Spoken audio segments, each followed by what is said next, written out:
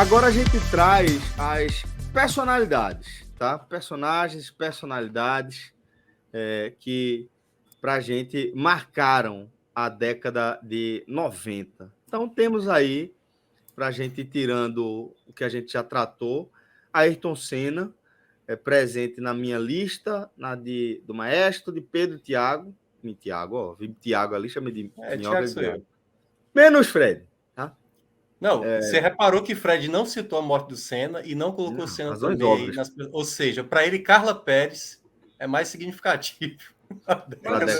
Mas dentro de uma década, o voto, essa indicação, já defendendo aqui o amigo, é nem um pouco difícil. Ela é um símbolo da década também. Não, assim, eu sei. É muito fácil para todo mundo falar Senna e beleza.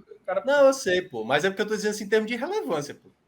Mas eu acho que tem relevância, mas eu entendi. Não, foi só uma resenha, pô. Foi só uma resenha que eu tô também, só tô dizendo que não é um voto de protesto. Enfim, pô, eu vou discutir uma besteira dessa, não. Exato, é isso que eu tô dizendo, pra gente não discutir uma besteira.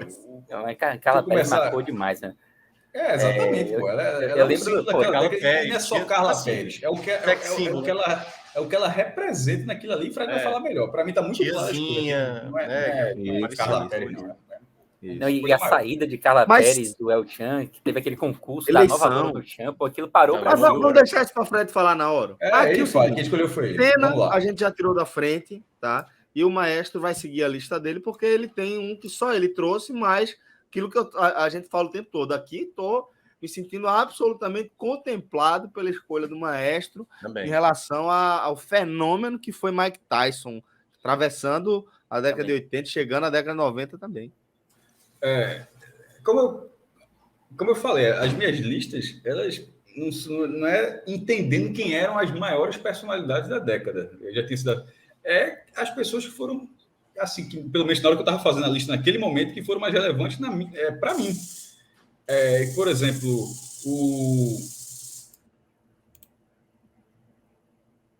acho que aconteceu alguma coisa aí na casa do Maestro. Voltei. Na hora que parou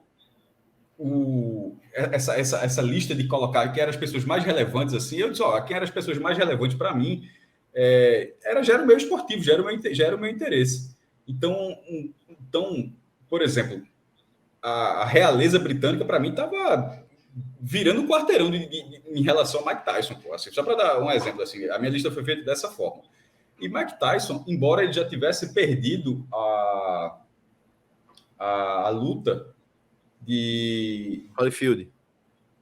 Não, para James Buster Douglas, que virou até um jogo de videogame. O cara nunca fez nada na vida, mas era considerado uma puta de uma zebra aquela luta. E ele voltou uma potência ainda. Ele voltou uma potência porque o cara consegue dar 6 murros em um segundo, pô. Eu nunca vi essa matéria do Globo Esporte, que eu nunca esqueci, meu irmão. O cara estava treinando, um segundo o cara deu 6 murros, pô. Eu não sei se outros boxeadores fazem isso, se alguém do UFC faz isso, mas foi a primeira vez que eu vi alguém fazer. A galera do Muay Thai, né? A galera do Muay Thai, sim. É exatamente isso que eu tô falando. É possível. Não estou dizendo que ele é o único cara do mundo que faz isso. Ele é peso pesado, velho. Ele é um peso pesado que faz isso. Isso é que é bizarro. Não sei se ele é mas é que tá. É isso que eu estou tentando dizer. Também não sei se ele é o único peso pesado que faz isso, mas foi a primeira vez que eu vi alguém fazer isso.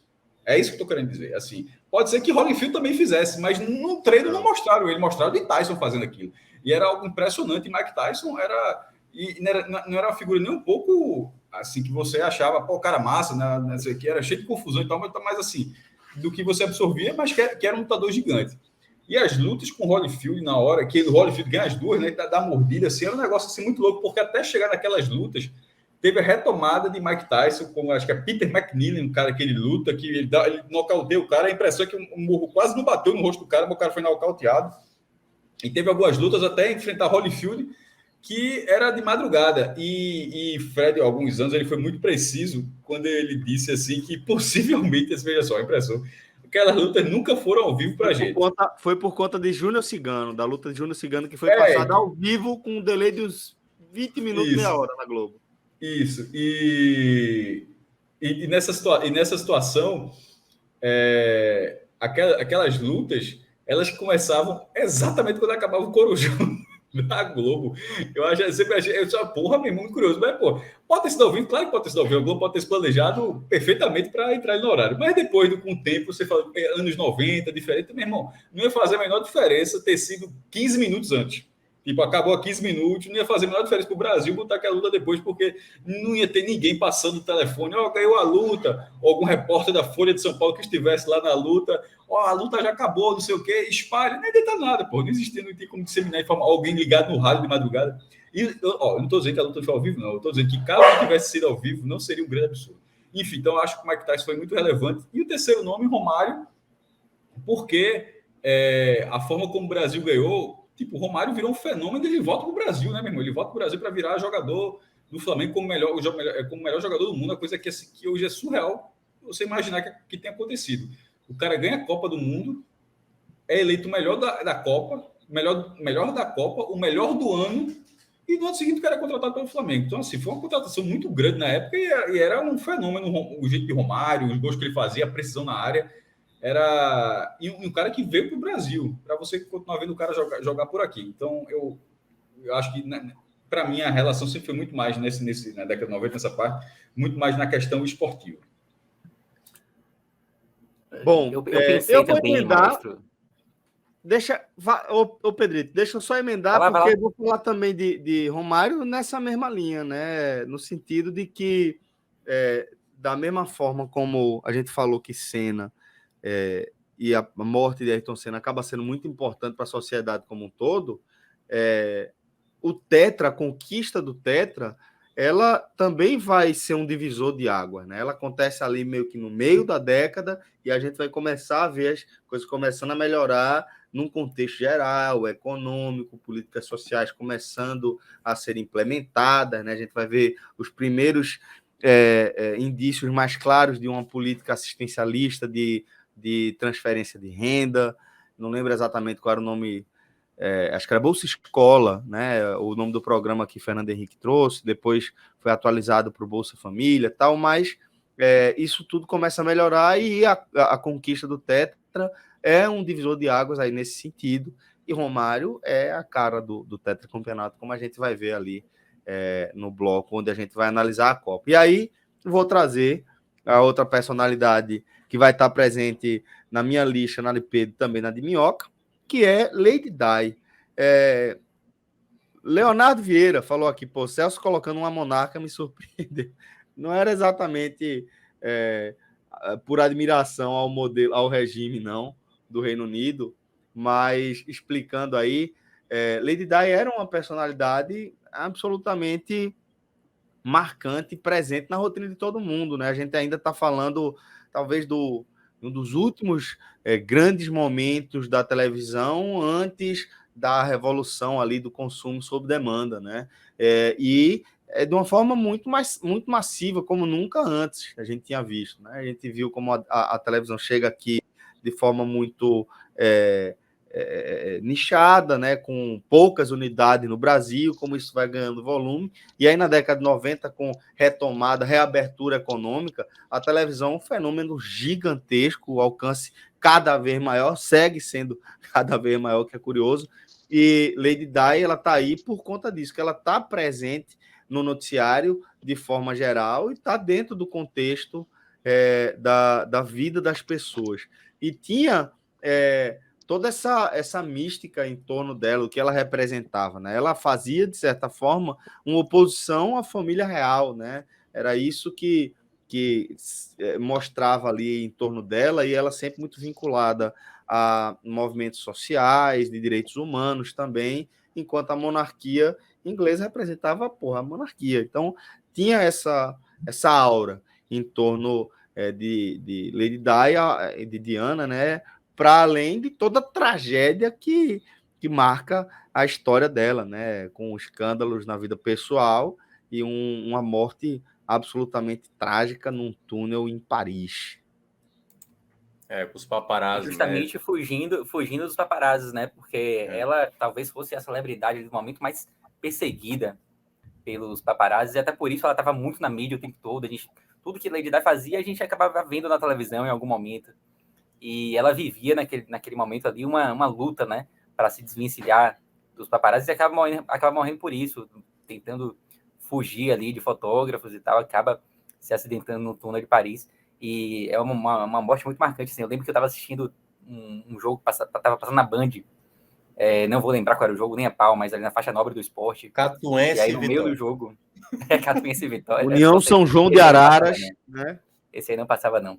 Mas tivesse alguma Série B, alguma coisa assim, passando na Band. E aí, acho que foi J. Júnior que comentou, um acidente na Inglaterra com Lady Di, e a morte, acho que foi durante o jogo até, se eu não me engano, a morte foi noticiada. E foi algo muito marcante, assim.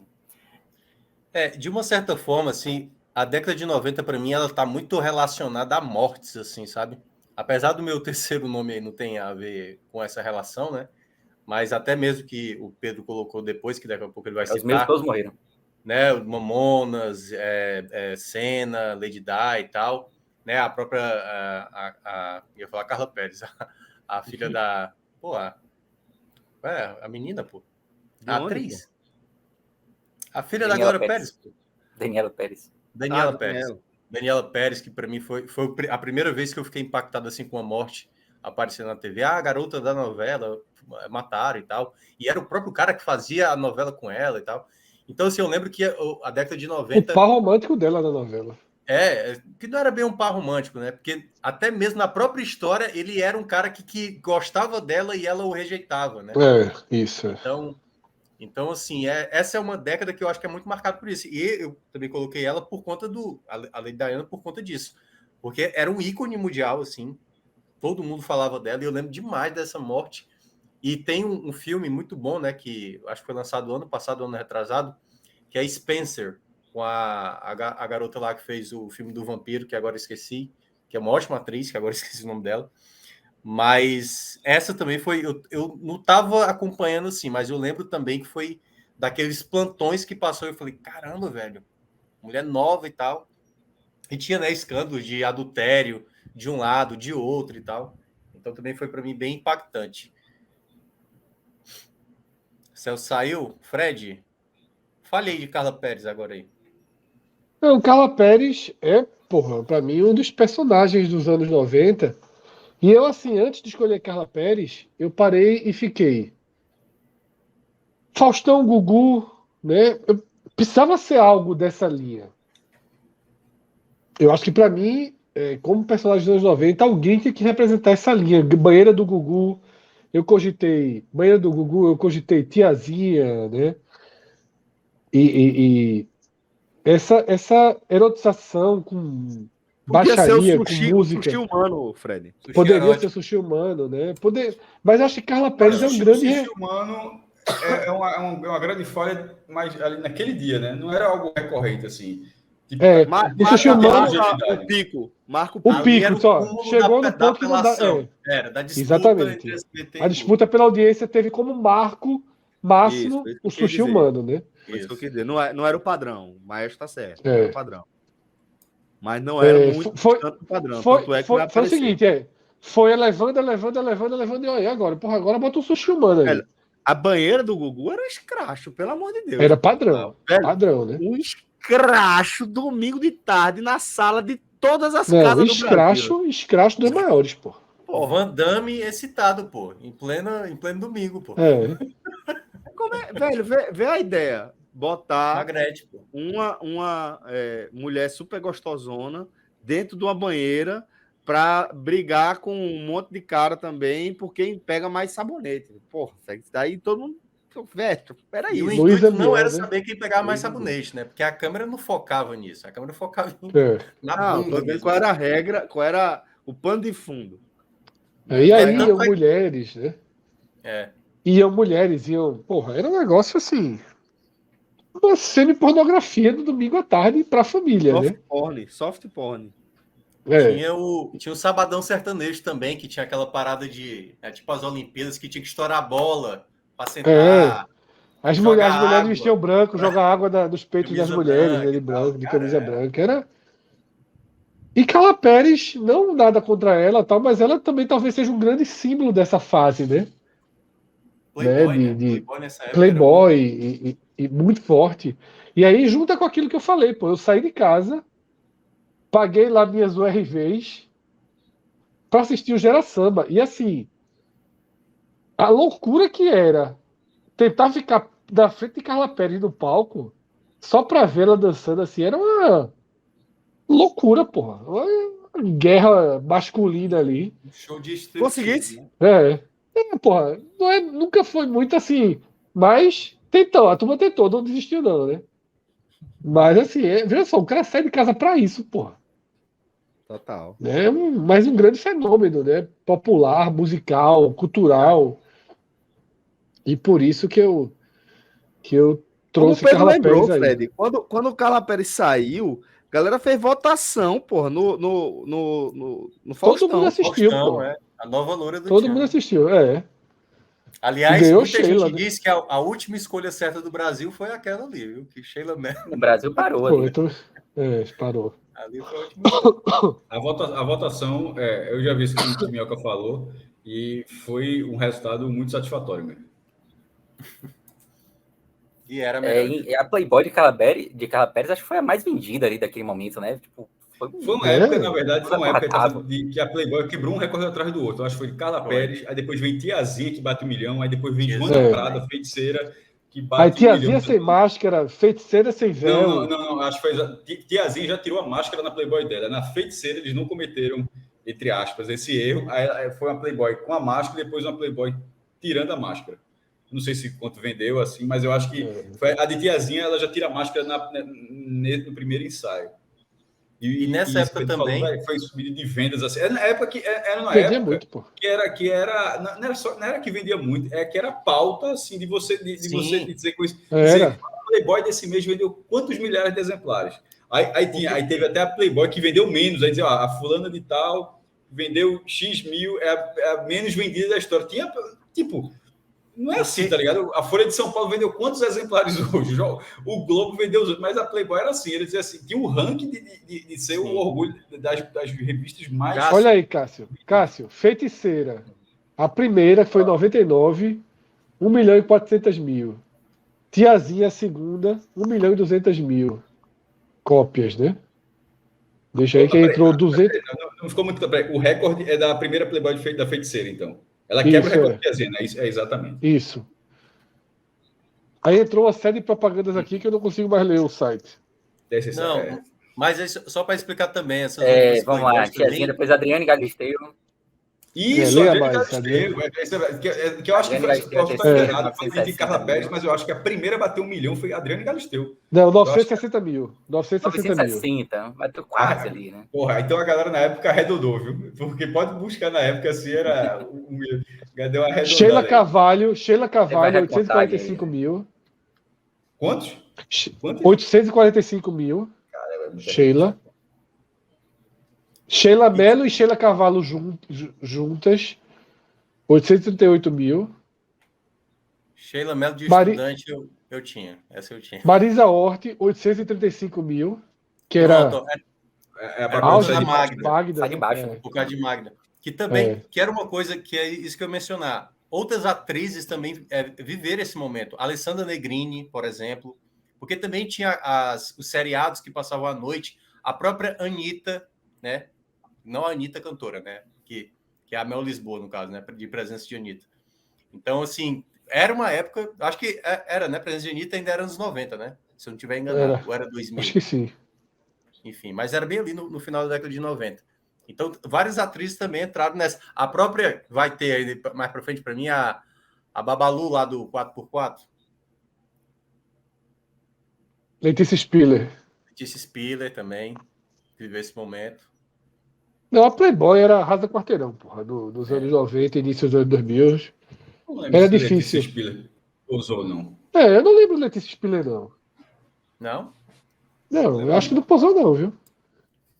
Então, mas o Google responde isso rápido. Foi só imaginação, viu, Minhoca? Tô pensando em Babalu ainda. Eu era pra ter colocado Babalu nesse top 3 aí. Essa mulher machucou demais meu coração. Tanto que... Até imaginei, né? Playboy. Não, peraí. Mas vamos lá. Fred, enquanto você faz essa pesquisa, conclusão dessa pesquisa, Mas a que gente eu vi vai- aqui é uma Playboy que não existiu. Tipo, a galera não faz capa de futebol. Aí tem uma aqui. Usou não, Mas usou não. Usou não, Posou não, Fred. A posou galera não. já tirou a prova dos 9. Bom, Emenda aí logo com o Pedro aí, ó. Já que tá nessa prática mais lúdica. Vai pro Verdade. Mamonas aí. Pedro só tem Vamos lá. morte, porra. só Mamonas trabalha com Assassinas. morte. Não, mas é todo, porque mundo, todo mundo morreu. É porque né? tem relação com isso Todo que o mundo Fred morreu. mencionou, né? Com a briga da audiência de Globo e SBT, Mamonas foi fundamental nessa disputa É. aí. Velho, eu lembro muito que depois da morte dos Mamonas Assassinas, o programa de Gugu, aos domingos, passou uns 2 ou 3 meses repercutindo a morte, né? Todo domingo ia Mãe de Ná, que tinha sido uma mãe de santo que tinha previsto a morte dos Mamonas, né? Mas os Mamonas foram muito marcantes. Acho que foi o maior sucesso, assim, o maior boom, o maior estouro de uma banda, de uma hora para outra, da música brasileira. Eu não me lembro de lá para cá de nada parecido, assim. Essa lembrança de Pedro foi muito importante, viu? Mamonas Assassinas dos anos 90, por tudo que foi ali naquela. E é um negócio muito rápido, né, velho? Foi muito estourado, exatamente. Foi muito alto. Foi muito alto. E eu acho que não dura um ano. Tipo, é um sucesso absurdo dos caras estarem todo domingo ou no Faustão ou em Gugu. E shows absolutamente lotados. Eu lembro que eles tocaram uma única vez aqui em Salvador, no Miami Tennis. Eu não fui, tipo, não consegui ingresso, mas queria ter ido. E foi um fenômeno. E de repente, um dia de sábado, assim, a gente amanhece com a notícia de que o avião tinha caído e todo mundo morreu. Foi um negócio. E era engraçado, porque a banda toda era famosa, né? Não era só E as imagens circularam, o sucesso né, era tal. tanto. Isso, o sucesso era tanto que todo mundo conhecia o baterista, o baixista, todo mundo. Sim. A banda toda era famosa. Dinho, Júlio. Eu posso estar errado, Pedro, mas eu acho que eles morreram no dia que eu fui pro primeiro show na minha vida. Foi para um show de Asa de Águia, velho. Foi um show de Asa de Águia aqui no Recife, no Circo Maluco Beleza. Não sei se foi no sexta, no sábado. Foi num sábado. Que... Foi num sábado. Lembro muito. Foi na madrugada do sábado. Foi que horas? Foi da sexta pro sábado ou sábado? A gente acordou da sexta pro sábado. A gente acordou com a notícia no sábado. Então foi isso. Eu tinha ido para o primeiro show da minha vida, um show de Asa de Águia no Circo Maluco Beleza. Tinha ido dormir na casa de um amigo, em Casa Forte. Eu morava muito longe, morava em Piedade. Hoje eu moro perto, né? E aí, quando meus pais foram me buscar, é que eu soube que tinha rolado esse acidente. E realmente. Eu lembro muito desse sábado. Assim, eu acordei no sábado e aí estava lá no quarto do meu pai, minha mãe e tal. A gente ia sair depois, passar o sábado fora. E aí uma prima minha ligou lá para casa, não tinha celular na época, né? Ela ligou pro telefone fixo, contando, né, que o Mamonas Assassinas tinha morrido. Falou com meu pai. E meu pai achou que era mentira. Pô, a prima minha menorzinha, menor do que eu e tal. Falou, mentira, a gente não acreditou. A gente simplesmente ignorou o fato. E aí depois, quando a gente saiu de casa e chegamos na casa de minha tia, é que de fato a gente ficou sabendo, mas foi um negócio extremamente marcante, extremamente louco. Também assim. Total. E tem um detalhe também, isso que a gente citou lá do sushi erótico, né, do sushi humano, foi exatamente porque o SBT ficou o programa inteiro com Mamonas. Inteiro. E a Globo, no desespero, perdendo, assim, de lapada nesse dia. E aí ela foi lá, tem até acho que é o documentário dos Mamonas, que conta exatamente a história desse dia especificamente, né? O Gugu aproveitou eles do começo até o fim do programa, o Dinho se declarando para a namorada, acho que não sei se pedindo ela em casamento ou coisa assim, e aí a Globo, para tentar dar uma resposta, vamos meter mulher pelada aí, vamos fingir um sushi aí no corpo da mulher. Mas, e da morte, assim, né? Quando eu fui ver depois, assim, né? Cara, a morte é muito estúpida, pô. O cara confundiu esquerda com direita, pô. Sacanagem, pô. Quando o cara fala direita, o cara acha que tá do outro lado e o cara vai para a esquerda. E tudo que o cara da torre tava passando de informação para ele fazer o procedimento... Tava fazendo o contrário. Tava fazendo exatamente numa altura onde batia com a parte lá do morro, né? Com a parte da serra lá. E aí aconteceu a tragédia. Serra da Cantareira, né? Serra da Cantareira. Eu cheguei pro show de Mamonas aqui, mas engraçado, quando eu fui, eu já tava fora da curva, assim. Porque o que aconteceu com o Mamonas? Ele surge, logo que ele estoura numa pegada, assim, meio traje a rigor, né? Ele estoura pela galera que gosta de rock, assim. Ele estoura dentro dessa linha. Eu não senti isso não, Fred. Eu senti muito nas Não. crianças. Não, então, essa No eu vou início, dizer. sim, no início, As crianças calma, são o essa é a segundo curva. momento. As crianças são o segundo momento. Exatamente, é o segundo momento. Ele estoura dentro dessa coisa do rock, com alta ironia, tal, tocava na Transamérica. Era de uma linha do rock. Aí ele faz essa coisa, o disco começa a vender muito, vai para os programas de televisão, e a partir da ida deles para os programas de televisão, em que eles vão todos muito fantasiados, pulando, não sei o quê, Chapolin, né? acaba chegando às crianças, porque não surge para as crianças, porque as músicas eram extremamente pesadas, pô. É. A música que eles estouram, ele tá falando de comer a bunda do outro, pô. É que na cabeça da criança ninguém nem sabe o que é isso, né? Mas assim, só era possível que aquilo ali chegasse às crianças também nos anos 90, porque 5 minutos antes tinha concurso de boquinha de garrafa infantil, tinha banho de banheiro, então aquilo ali também faz parte, permite que o Mamonas seja também algo infantil. Quando os shows começam a chegar por aqui, e ele faz um show do Geraldão, é um show, me lembro bem, domingo assim, tipo, domingo 6 da tarde. Era um show cedo, e era um show assim, quando eu fui, eu já não curtia, digamos assim, porque eram 10 músicas que já tinham 12 músicas já tinham tocado a exaustão, estourado, feito sucesso pra cacete, e já era uma coisa mais infantil. Mas mesmo assim eu fui. Eu lembrei, meu primo, outro amigo da gente, a gente foi assistir o show. Já era uma coisa bem mais, um público já de criança, mas assim, os caras no palco, barulho de uma banda de rock mesmo, assim. Né? Porradona e tal, quando soavam bem ao vivo. E tocavam ao vivo, não tinha nada de karaokê, não, tal. Era um show. Mas, porra, dentro daquelas mesmas músicas, né? Repetindo as músicas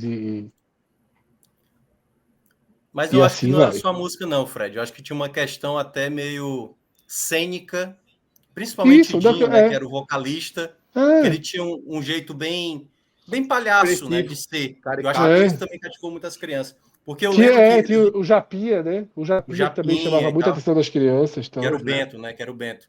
É. Mas eu lembro que até eles vieram fazer um show na Arena Castelão aqui, cara. Que não era Arena na época, era só Castelão, né? Que foi em 95 também, um show abarrotado de gente. Era um fenômeno mesmo, assim. Era tipo os Beatles, assim, da época, assim, que era... arrastava multidões. Foi importante essa recordação de fato. Aí, Fred, a gente vai... Aí, Gustavo, só citando, Gustavo lembra aqui, era isso.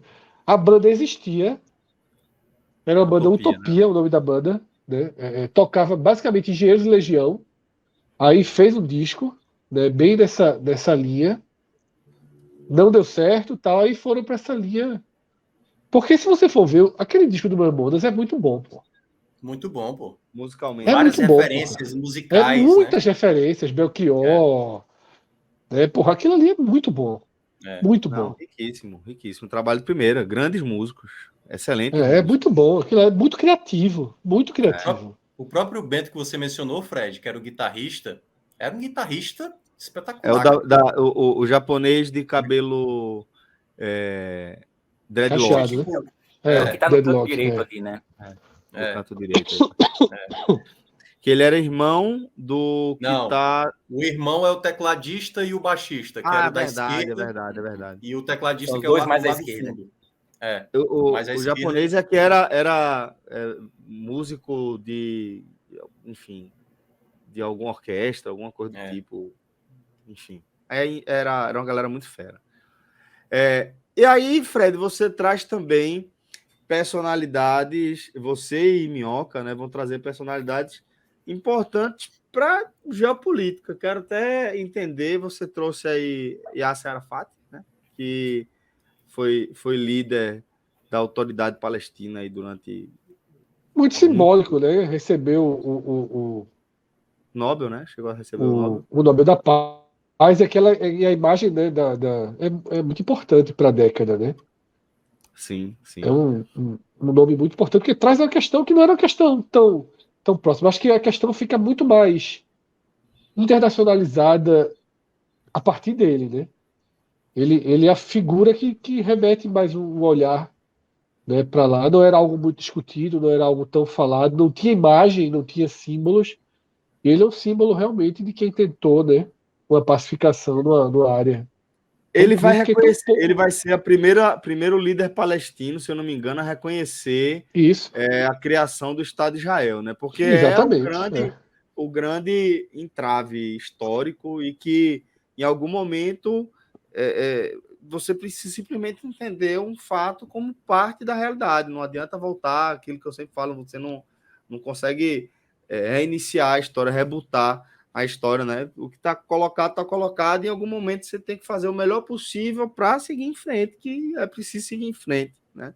E Arafat vai ser a primeira liderança palestina a reconhecer a criação do Estado de Israel dentro dessa perspectiva. Não tinha como voltar atrás. Israel era apoiado de forma muito generosa desde o começo, né, pelos Estados Unidos, aí representado por Bill Clinton, que é a maior potência econômica e bélica do mundo há mais de 100 anos. Né? Tem uma Quase imagem clássica, 150 né? anos. Uma imagem Oi? clássica, exatamente, do Isaac Rabin com o Arafat e o Clinton. Exatamente. É a imagem uma das imagens mais importantes dos anos 90. Isso, exatamente. Que foi até pelo motivo que eu coloquei Clinton, né? Porque Clinton passou pela minha cabeça. Colocar porque Clinton. Clinton ele governou ali a principal potência mundial na época, né, dos Estados Unidos, em meio a 2 governos Bush, é bom lembrar, né? Assim, Bush pai e Bush filho, meu amigo. E assim, quem lembra o que era Bush pai e Bush filho na história, sabe o quão desastroso foi os dois, né? E o Clinton, eu acho que ele teve uma parcimônia que às vezes os Estados Unidos, claro, ainda cometendo graves erros, mas eu acho que ele conseguiu pautas importantes no cenário americano e que também, obviamente, o que acontece nos Estados Unidos tem um impacto muito grande mundial, né? Então, como a questão do aborto, vários temas que ele chegou a abordar que mundialmente ainda era um período de certos tabus. Então, até essa pauta um pouco liberal que o Clinton acabou trazendo em muitos pontos, né? Do lado mais democrata, eu acho que tem muito símbolo de Clinton, o comando dele ali nos Estados Unidos. E, claro, pela maneira também como ele sai de cena, né? O escândalo, né? O caso Levinsky, né? Da maneira como Exatamente, ele que é o que acaba, é o que encurta o governo dele, né? E traz Bush de volta, é o caso Mônica Lewinsky, né? Isso. Então eu acho que ele Queira ou não, representa também também muito é foda. essa década de Representa 90. muito, porque é sexo oral no salão oval da Casa Branca, né? É uma pedida. A galera debater se sexo oral era sexo ou não, para definir os rumos da maior potência bélica e econômica do mundo. Veja só, Bill Clinton apelou aí no argumento, né? Não tá errado, não. O cara vai largar, Peraí, porra. Vai largar a briga. O cara larga a briga, essa briga o cara não larga, não. Não é sexo, é carinho, né? Não vou nem entrar nessas filosofias doidas aí.